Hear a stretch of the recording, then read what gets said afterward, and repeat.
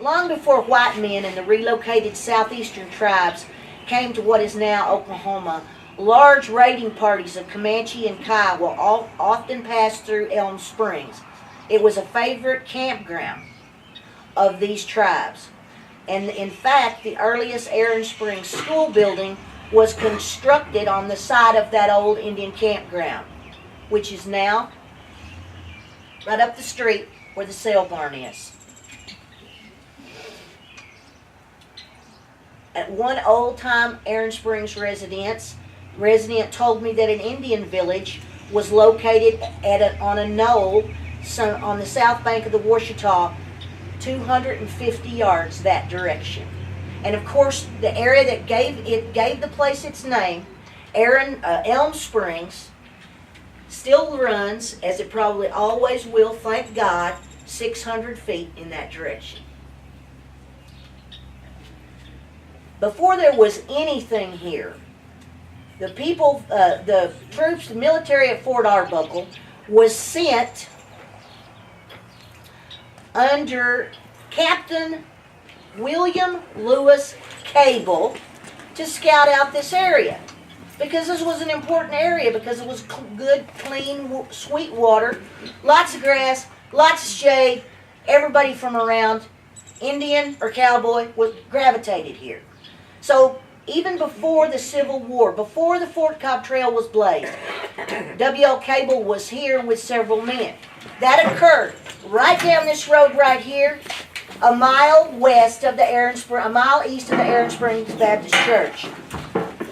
Around sundown that day, Captain Cabell and his men camped near a creek. This location was just on the east side of Erin Springs Baptist Church, as I've said. Unexpectedly, Captain Cabell and his soldiers were attacked by a party of Comanche and Kiowa warriors and soon found themselves in a running skirmish heading west just up this hill towards the springs. Local legend has it that the band of warriors split during the fight. The main body took off this way, but about 8 warriors came right up here to make their stand on this hill. They were soon overtaken by Indians and killed, right here where we stand today. 3 of Captain Cabell's soldiers were also cut down during this battle, but their bodies were returned to Fort Arbuckle for burial. The 8 Indian casualties were buried in 2 rows of 4, right where they fell, right here.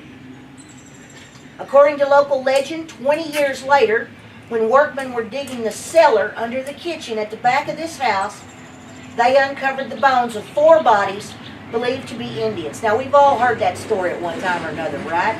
The new part is that they respectfully wrapped the remains in blankets and took them by buckboard to be buried around the base of an Indian mound that was a mile north of Green Hill Cemetery, just north of Lindsay. If there's any truth to this legend, and I believe there is, the bodies of 4 Comanche or Kiowa warriors continue to rest in unmarked graves right here beneath our feet. Since the time of this battle, the stream that skirts Erin Springs to the east has been known as Cabell Creek in honor of W.L. Cabell, who, by the way, resigned the Union Army in 1861 and went to fight for the Confederacy. It was a long time before he was allowed to be a soldier again after the war.